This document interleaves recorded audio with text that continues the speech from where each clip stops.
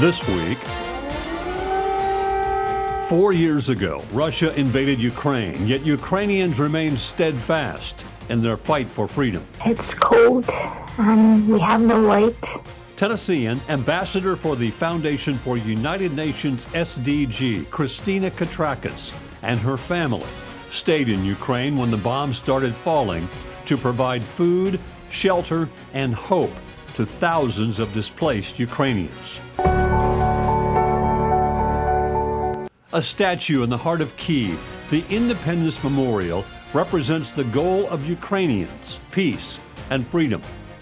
The model for the Independence Memorial, Christina Katrakis. The artist, her father, honored with the Paradigm of the Harmony exhibit. Tonight, a conversation with the former Memphis resident, Christina Katrakis, from Ukraine, as the war rages on. Hello again, and welcome to another edition of This Week. For nearly 4 years now, we've been following the life-saving work of Tennessean and ambassador for the Foundation UN, Christina Katrakis, as she risks her life to help Ukrainians who have lost family, friends, businesses, and homes to the Russian aggression. We begin tonight with her message to the world, as the relentless attack by Russia have killed thousands, destroyed buildings, and knocked out power, but have not diminished hope. Hello everyone.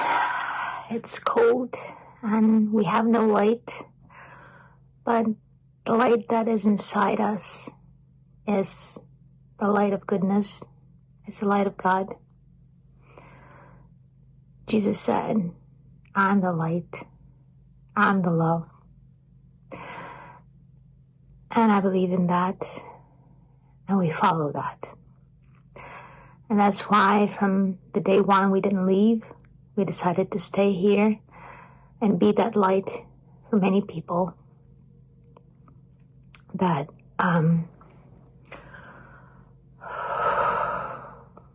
were suffering, lost everything, lost their homes, their children, their families. Christina Katrakis has not given up hope, but is concerned the U.S. commitment under the Trump administration to help Ukraine in its fight for freedom against Russia has wavered. It has been a very spiritual journey.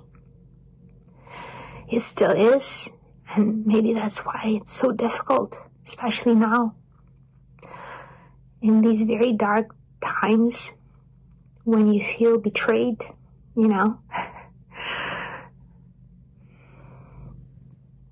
That's how I feel. I feel betrayed inside. I feel betrayed from outside. I feel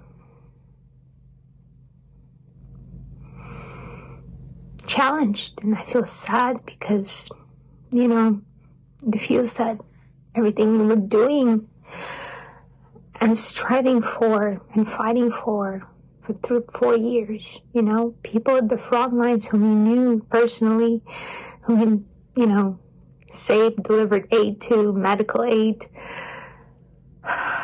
who died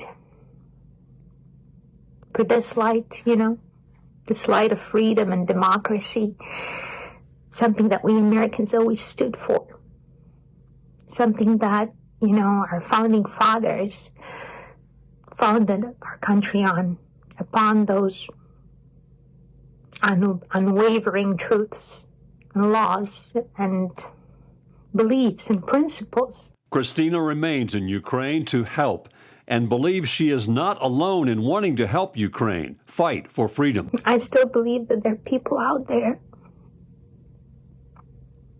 that care.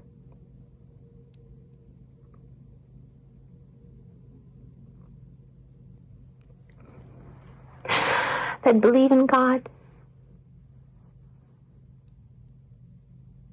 Believe in Jesus' teachings.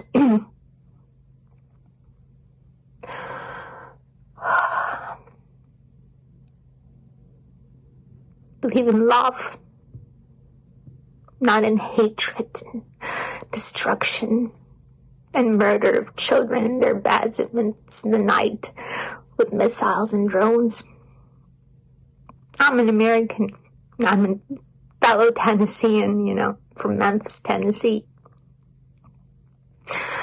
And I'm an ambassador for United Nations.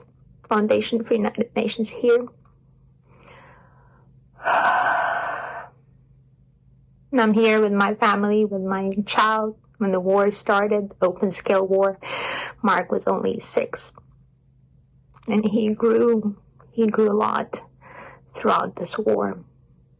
Just now I picked him up from school, and it was, it brought tears to my eyes to see how kids are working with flashlights, doing their homework against all odds in bomb shelter. Christina believes in the light of others. In the darkest of times, we should never lose the light within us. Thank you. And victory. We believe in that. God is victorious. We must victor. May God bless you. In the center of Kyiv stands the Independent Monument, proven to be a touchstone, a symbol of resistance to the Russian invasion, which began 4 years ago. That monument and its creator were honored recently in Ukraine for the strength the statue brings to Ukrainians and to the strength of the man who created it.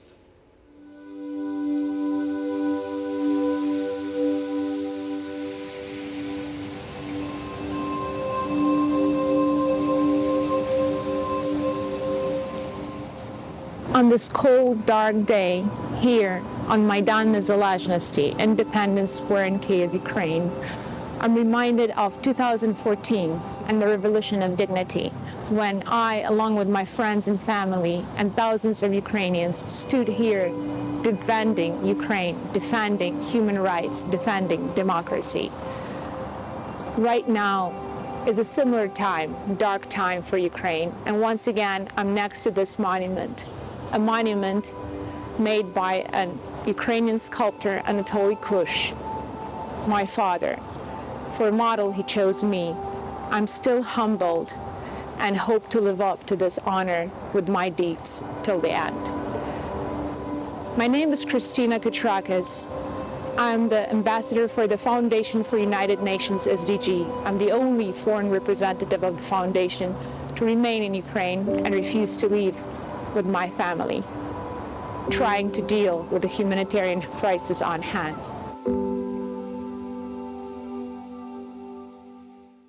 Until the day when the eyes of the Independence Monument look down upon a city and country once again at peace. God bless you. Hello, I am Vitaly Klitschko. I congratulate Kyiv on the celebration of the Independence Monument and its author on this day. This sculpture has become a symbol of the international struggle, the fight for the light of freedom, democracy, and justice. We are with you, Ukraine. We do not give up. The light of freedom shall prevail. Glory to Ukraine. Hello, Ukraine. I am the lawyer Bruno Cinanni, and I am the president of the Club for UNESCO Bologna. It is an honor for our organization and for me personally to support this unique cultural event officially. I congratulate Kyiv with the commemoration of the Monument of Independence and its author on this day. Slava Ukraini, Heroyam Slava. Dear friends, glory to Ukraine. I would like to greet you all with the commemoration of the Monument of Independence and its author on this day.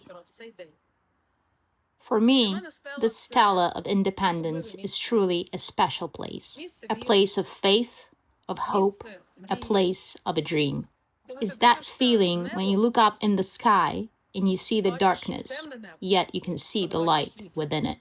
This Stela of Independence has become, for me, the place of light. This monument united all of us and gave us enormous strength. Greetings from Italy to the resilient people of Ukraine. I am Maurizio Aronica, President of the Foundation for United Nations Sustainable Development Goals. It is with immense pride that our foundation joins the city of Kyiv in supporting an extraordinary and historic cultural event. Anatoly Kush's iconic sculptures like the Monument to Independence and the Archangel Michael symbolize Ukrainians' fight for freedom and dignity. Let us gather to celebrate this extraordinary moment and the unbreakable spirit of Ukraine. Hello, I'm Yaroslava Maguchik, an Olympic gold medal champion and world record holder in high jump. I'm proud to be part of Ukraine, the country of strength, freedom, and light. And today, I would like to greet Kiev with acknowledgement of the Monument of Independence and its author, Anatoly Kush. This monument is a symbol of our invincibility, our faith, and our love towards our motherland. We are strong, we are united, and the light of freedom shall be absolutely victorious. Glory to Ukraine. Stay with us. This week continues, and in a moment, a conversation with Christina Katrakis from Ukraine.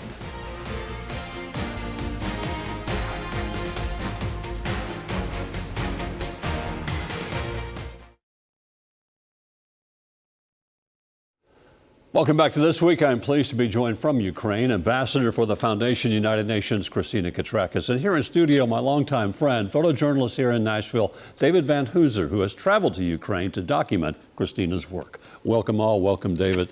Christina, we know how proud you are of the work by your father to create this monument and how proud you were to be the model. With that in mind, does this monument proclaiming independence mean even more now as we're almost 4 years into this war? Well, Bob, it's a symbol, and it's a global symbol by now because everybody recognizes it around the world. I mean, that's the first snapshot you get when you get news from Ukraine.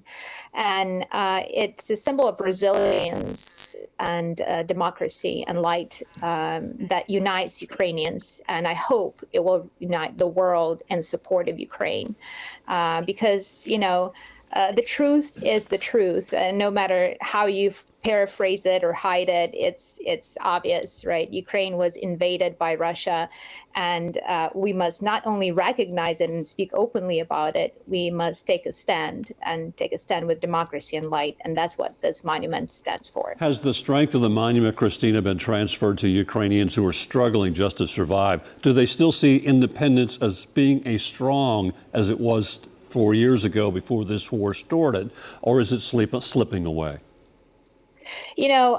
Prior to the winter cold and the treacherous attacks by the terrorist state of Russia, I gave an interview to BBC, and they were asking me, would Ukrainians waver? Would they fall down if Russia would attack the infrastructure again, and they would be remaining in darkness and cold like before? And I said, this will not work because Ukrainians are so fed up and they're so angry and they're so resilient right now like never before. Think of people during the end of World War II, Americans pushing through, when you go through Normandy, when you go through the Western Front, right, there is no going back, because you've seen so many losses, you've seen so much suffering that you've got to do it for these people, in memory of these people. In fact, that's what the athlete in the Olympics was doing. He was commemorating the memory of just athletes that fell from Russian hand. But there are numerous children. I mean, from the time that Olympics started, 5 children were killed in their beds by Russian missiles and drones at night. So what were we talking about? What peace negotiation? What Olympic standards are we talking about? These people, this country, meaning Russia, knows no standards. I mean, it knows no neutrality or respect for any agreements. In fact, even for the agreement that they had with Donald Trump to cease fire and let people go through the coldest time. They attacked again and again, leaving us without heat and light and water. I mean, we were 20 days without heat, light, and water in our home with a small child. Christina, and I'm glad you got to Mark. This is David, by the way. Hi, David. When it's cold there, we were talking a few minutes ago, when it's as cold as it is there and it's dark in your home, what do you tell Mark? Mark is 10, 11 now. What do you tell him in the face of darkness and cold to keep him, to comfort him and keep him positive? Well, strange thing is that he tells me. I don't have to tell him. I mean, he tells me, Mom, don't be afraid, I'll protect you. And that brings tears to my eyes because, I know he's just a child. He's a boy and he tries to be a man, man enough to comfort me, to protect me, to keep me safe, even though I should be doing that, and he should have his childhood. But the Russians took it away. And they took away childhood from all the children here. They took away, youth from youth. They took away dreams from middle-aged people, and they took peace from elderly, and that shall never be forgiven. But this strikes on the infrastructure of Ukraine, united Ukrainians like never before. And if the polls before were like, okay, we want to negotiate peace, now they're like, no, we're going to win this war. We're going to go all the way. They got to pay for what they're doing to us. They're going to pay what they're doing to our children. And certainly, people Christina, grouped up and they were outside trying to keep each other, warm, singing anthems, making bonfires any way they could. the resistance is strong. Christina, stay with us. We will continue our discussion with Christina from Ukraine as this week continues in a moment. Welcome back to This Week in my conversation with David Van Hooser and Christina Katrakis, joining us live from Kyiv in Ukraine. Christina, the war is now about to enter its fourth year. How difficult are conditions as the Russians continue their drone and missile attacks on schools, hospitals, residential areas, all been targeted? You were just last week, power is knocked out consistently. Have the conditions become even worse? In many ways, yes, because the water in the pipes burst. I mean, we had, minus 25 and more degrees outside when Russia continuously bombed and attacked Ukraine, knowing that it's the coldest weather that has been for many winters in Ukraine and in the region. It's like minus 13 Fahrenheit for you to get an idea. So, of course, without heating, without light, without water for days on, as I said, our place was for 20 days. Some places are still without water, heat, and light in the city. And people died. I mean, children died. Elderly just froze to death. This reminds me of a blockade of Leningrad. If you know the history, that was during the World War II when the actually Soviet forces cut off their own city of Leningrad, now Petersburg, from electricity and heat sources, and people died of starvation and froze to death. They're trying to demoralize people. And I admit it's quite depressing. It's quite depressing when you're waking up in the darkness, you're going to sleep in the darkness, you live in the darkness and heat and cold. I mean, Americans have no idea what it's like. Christina, but the spirit prevails. Christina, what is your concern? Are you concerned? Are Ukrainians concerned about the U.S. support? Is it under the Trump administration? Does it seem as strong? Is there a concern it has wavered? Well, we get mixed messages, and we would like to get a very clear message. There must be a clear commitment to support Ukraine, a clear commitment to support peace, should there be peace, okay? Because without U.S. being committed to go all the way in and not betray its promises, there is no peace negotiation. I mean, we're talking about Budapest Agreement that failed. Okay, so Ukraine will not jeopardize that, especially when they're winning at the front lines. And Russia's losses are immense. So we just need a little bit to push to take down this dictatorship. And U.S. should think about taking down dictatorships like Russia, Iran, North Korea, because they're all tied with China and they're all in one gang. Not negotiate with terrorists, but take them down. Christina, and this is their chance to do it. Christina, what do you say to U.S. citizens who may not understand the plight of Ukrainians, who want this war to end, but maybe don't understand the circumstances if Russia were to succeed? Well, just think of War of Revolution. I know it's a long history, but I'm sure that every American studied it and what it meant for America to be independent from Great Britain and what it took. It took civilians, it took children fighting, militia, and there was no going back. the Brits had to be defeated for America to become what it is now. And that fight for freedom, for light, for independence, for truth, for democracy is immortal. So think of that. And those people, they had no light, they had no water. I mean, they had no medicine, and they didn't care, because what they cared for was the idea much greater than them. Christina, the resistance in Ukraine is amazing. I know you're keeping your spirits up, and I know it's difficult. Stay with us. This Week continues in a moment.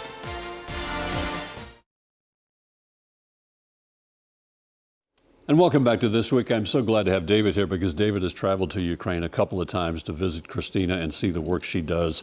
It's been a while since you've been there. We see the new video coming in. It seems the conditions are even worse now. Yes, it does, and it's actually it's heartbreaking for me to know someone and see someone going through this. Someone I care about and admire very much, Christina and her family. So. It is, but the resolve, the resistance, as you say, and the resolve and the spirit and the hope has to continue, because when you have very little else, you have to rely on that. And I think they just want our hope and our prayers. Yes, that's right. Thank you for spending part of your weekend with us. That will do it for this special edition of This Week. I do want to thank my guests, Christina Katrakis and David Van Hooser. Hope to see you back here next weekend for another edition of This Week. You have a great week.